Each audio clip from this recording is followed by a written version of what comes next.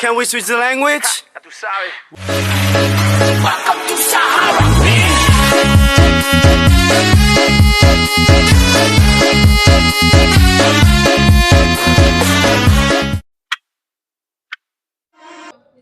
Assalamualaikum warahmatullahi wabarakatuh. Perkenalkan, kami dari kelompok 1 dengan judul Pancasila sebagai dasar nilai pengembangan ilmu. Sebelum kami memulai video ini, perkenalkan, saya Kurnia Ila Aulia Dinara dengan NIM 12222200095 dan teman saya. Perkenalkan, nama saya Ica Aulia Putri dengan NIM 12222200069. Perkenalkan, nama saya Febiola Latifah Basja dengan NIM 122200070. Nama saya Maria Valentina, NIM 12222200073. Nama saya Nurmala Balpramesti, NIM 12222200081. Berikut adalah penjelasan dari judul yang kami bawakan. Assalamualaikum warahmatullahi wabarakatuh. Om Swastiastu, Namo Buddhaya, Salam Kebajikan, Rahayu, Rahayu, Rahayu. Kami adalah mahasiswa dari Universitas 17 Agustus 1945 Surabaya. Di sini kami akan menjelaskan hasil diskusi dari kelompok kami yang berjudul Pancasila sebagai dasar nilai pengembangan ilmu. Berikut adalah latar belakangnya. Pada zaman modern seperti sekarang ini, di mana ilmu pengetahuan dan globalisasi berkembang sangat pesat, nilai-nilai Pancasila mulai tergeser. Banyak masyarakat Indonesia yang mulai meninggalkan nilai-nilai Pancasila dan tidak lagi menerapkan nilai-nilai Pancasila dalam kehidupan sehari-hari. Padahal jika dilihat sekilas dari sejarah bangsa Indonesia, Pancasila merupakan perwujudan dari kerja keras serta pengorbanan rakyat serta pengorbanan para pendiri bangsa yang telah diperhitungkan dengan matang. Masyarakat Indonesia sekarang beranggapan bahwa Pancasila sangat kaku dan normatif sehingga tidak sesuai dan tidak dapat mengikuti perkembangan ilmu, teknologi, serta tidak dapat mengikuti arus globalisasi. Padahal, hal ini merupakan sebuah kekeliruan yang besar dan sangat disayangkan. Anggapan seperti itu muncul karena sebenarnya mereka tidak memahami Pancasila bersifat terbuka dan fleksibel yang artinya dapat mengikuti perkembangan zaman saat ini. Justru, nilai-nilai Pancasila yang seperti itulah yang perlu dipegang teguh oleh masyarakat Indonesia agar tidak terkena dampak buruk perkembangan zaman serta derasnya arus globalisasi saat ini. Sehingga negara kita beserta rakyatnya akan tetap berdiri kokoh dan bersatu padu. Seperti yang kita semua tahu bahwa Pancasila merupakan dasar negara Indonesia. Berkaitan dengan perkembangan ilmu, Pancasila juga memiliki peran menjadi dasar pengembangan ilmu. Dalam pengembangan ilmu pengetahuan harus diarahkan untuk mencapai kebahagiaan lahir dan batin. Perkembangan ilmu pengetahuan sekarang terkadang jauh melenceng dari dasar-dasar dan nilai-nilai luhur Pancasila. Perkembangan yang pesat ini justru menggerogoti ideologi Pancasila. Setiap orang berlomba-lomba untuk memperoleh perubahan dan kemajuan kehidupan yang instan. Kajian teori. Kajian tentang Pancasila. Ada dua, yaitu yang pertama, hakikat Pancasila. Pancasila sebagai dasar negara mengandung arti Pancasila dijadikan landasan dalam penyelenggaraan negara. Pancasila sebagai dasar negara berarti seluruh pelaksanaan dan penyelenggaraan pemerintah harus mencerminkan nilai-nilai Pancasila dan tidak boleh bertentangan.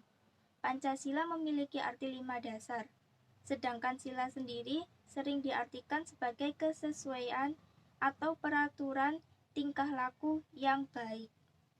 Diterapkan pembukaan UUD 1945 alinea 4 dan dijadikannya sebagai dasar negara Indonesia yang tertulis 5 sila. Pancasila adalah dasar negara Indonesia. Pancasila diibaratkan sebagai pondasi. Jadi, semakin kuat pondasinya maka akan semakin kuat suatu negara. Berikut laporan diskusi kelompok. Globalisasi membawa tatanan baru dengan menghapus batas antar negara, Berdampak negatif dapat terasa jika banyak budaya asing masuk ke Indonesia, lalu menggerus nilai-nilai asli bangsa Indonesia. Sebagai contoh pengaruh globalisasi terhadap Pancasila ialah berdampak pada bangsa dan individu. Masyarakat merasa dimudahkan dengan teknologi maju, membuat mereka merasa tidak membutuhkan orang lain lagi dalam beraktivitasnya. Kadang mereka lupa bahwa mereka adalah makhluk sosial. Globalisasi ini telah mempengaruhi salah satu aspek budaya kita, yaitu gotong royong. Globalisasi membawa Indonesia pada masyarakat yang lebih individualis. Padahal seperti yang kita ketahui, gotong royong merupakan konsep yang dijunjung tinggi oleh para pendahulu kita. Contoh lain yang hidup ke barat-baratan, tidak semua budaya barat baik dan cocok diterapkan di Indonesia. Budaya yang negatif mulai menggeser budaya asli adalah anak-anak tidak lagi menghormati orang tuanya. Kehidupan bebas beremaja, kesenjangan sosial, dan lain-lain. Penghayatan dan pemahaman nilai Pancasila belum benar-benar diresapi, dibuktikan dengan banyaknya implementasi budaya asing yang tidak pas dengan budaya Indonesia. Pancasila perlu disosialisasikan dan ditanamkan kembali, khususnya bagi anak muda dalam proses untuk mengembangkan dirinya untuk menjadi masyarakat yang modern. Salah satu tantangan terberat dalam melawan arus negatif globalisasi adalah menyiapkan pendidikan bagi anak muda yang akan melakukan pembangunan Indonesia di masa yang datang.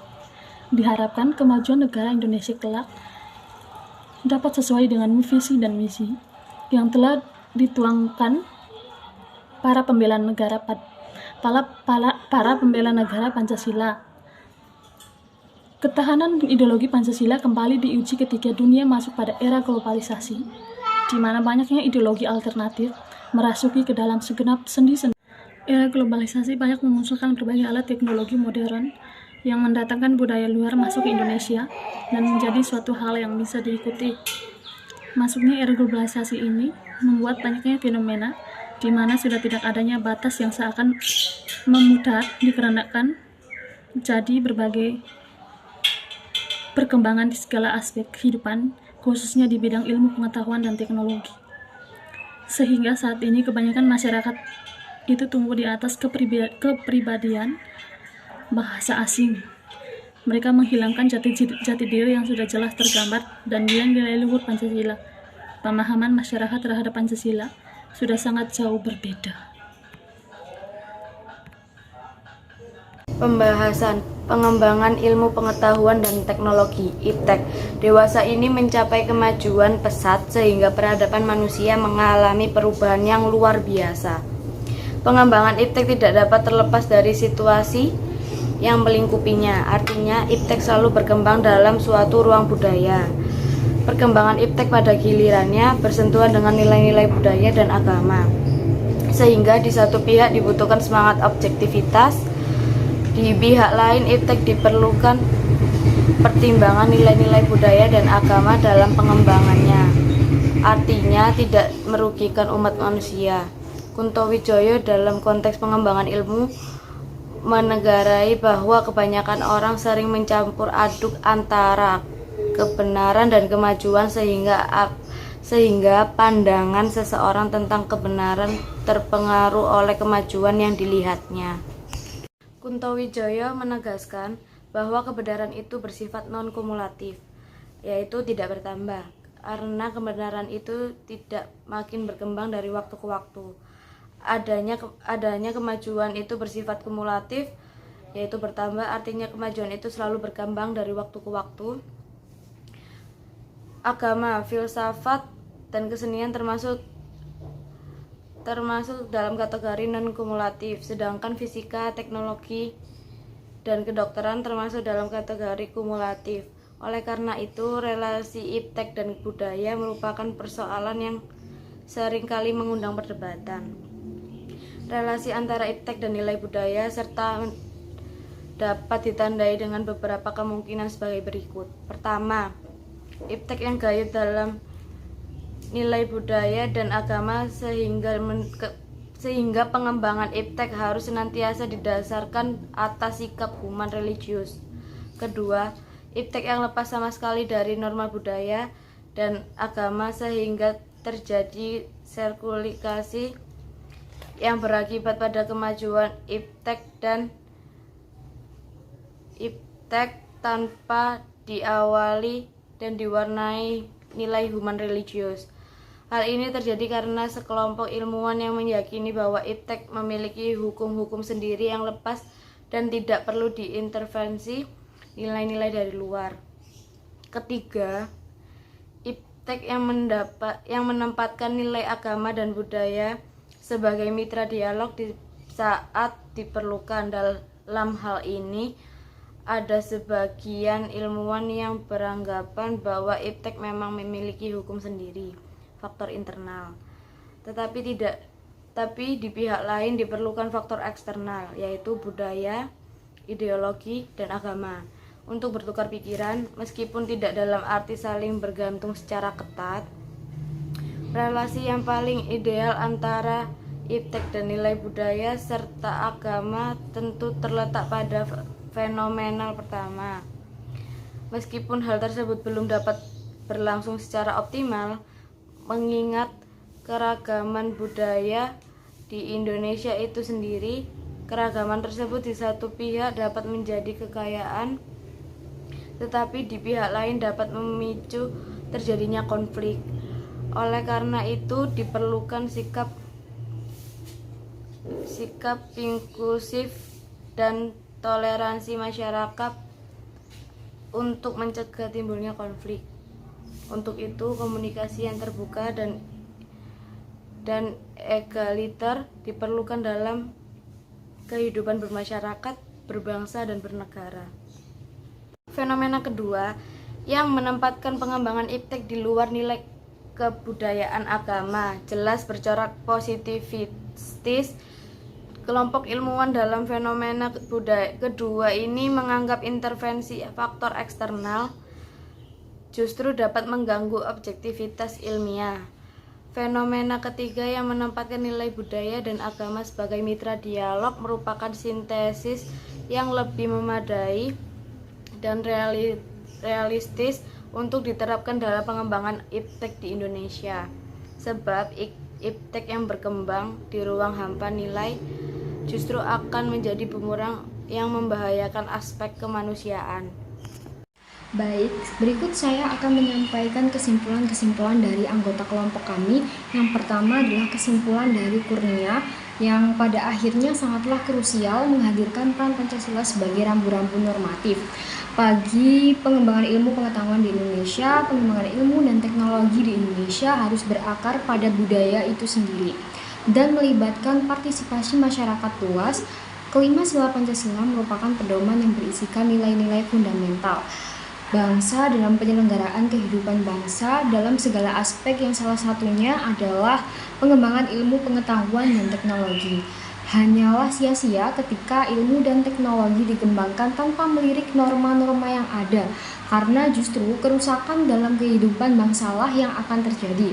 Yang kedua adalah kesimpulan dari Isyaulia Putri, yang dimana pesatnya perkembangan iptek di Indonesia memberikan dampak negatif seperti dapat menyebabkan turunnya kepribadian yang mencerminkan warga yang berbangsa dan bernegara di Indonesia. Oleh sebab itu, peran Pancasila sangat dibutuhkan untuk melestarikan serta memelihara kepada eksistensi kepribadian bangsa Indonesia. Pancasila sebagai dasar atau landasan dalam perkembangan ilmu pengetahuan dan teknologi memiliki tujuan dalam memberikan jaminan kesejahteraan kepada warga masyarakat serta melindungi bangsa dari pengaruh yang negatif. Keberadaan Pancasila sebagai landasan pengembangan iptek diharapkan bisa mengurangi kekhawatiran masyarakat mengenai dampak negatif yang diberikan iptek. Dalam perkembangan iptek juga diperlukan adanya dukungan dari sikap serta tingkah laku masyarakat yang bisa memberikan cerminan mengenai nilai-nilai Pancasila dalam pengembangan iptek. Yang selanjutnya adalah kesimpulan dari Nurmala Galuh Pramesti, yang dimana ilmu dengan metode ilmiahnya bertujuan untuk mencapai kebenaran. Karena yang berilmu itu manusia, maka kebenaran semata-mata tidak hanya murni memenuhi kriteria koherensi, korespondensi, deduksi, dan induksi, pemikiran rasional empiris saja. Teori kebenaran Pancasila menghendaki bahwa kebenaran ilmiah itu sekaligus memenuhi kebenaran koherensi, korespondensi, dan pragmatik. Ketiga hal tersebut secara stimulan saling melengkapi dalam kerja ilmiah. Artinya tidak menonjolkan atau mementingkan salah satunya. Untuk pengembangan ilmu di Indonesia, nilai kebenaran Pancasila harus dijadikan dasarnya. Yang keempat ada Fabiola Latifah, di mana kerangka dasar pengembangan ilmu pengetahuan harus dirumuskan dengan memperhatikan problema yang terjadi pada pengetahuan. Kerangka dasar ini adalah prinsip kehidupan yang sudah membudaya. Sebagai prinsip kehidupan dalam masyarakat, yaitu nilai-nilai Pancasila, kekuatan bangunan ilmu terletak pada sejumlah pilar-pilarnya, yaitu pilar ontologi, epistemologi, dan aksiologi.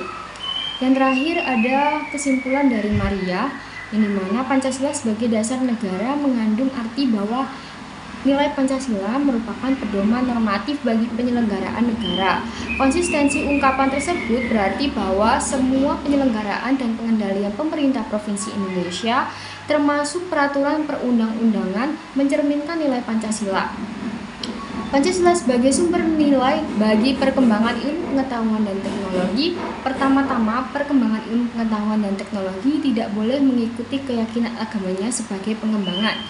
Jadi kesimpulan yang terakhir bisa disimpulkan dari 5 kesimpulan tersebut adalah menurut kami Pancasila memiliki peranan penting sebagai filter atau penyaring nilai-nilai baru.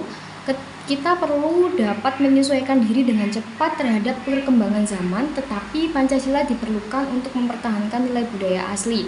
Pancasila dapat digunakan untuk memilah mana saja nilai yang dapat diserap untuk kemudian disesuaikan dengan nilai-nilai Pancasila.